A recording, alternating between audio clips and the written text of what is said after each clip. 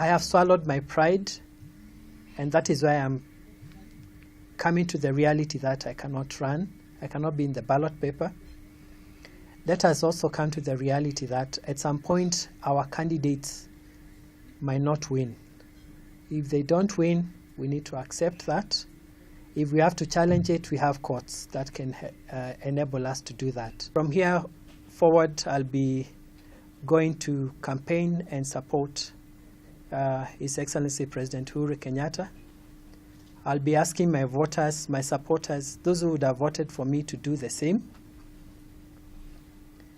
And I'm not doing this because Jubilee is 100% perfect. I have done my analysis, and I would give it close to maybe a 60%. There is much that they can do.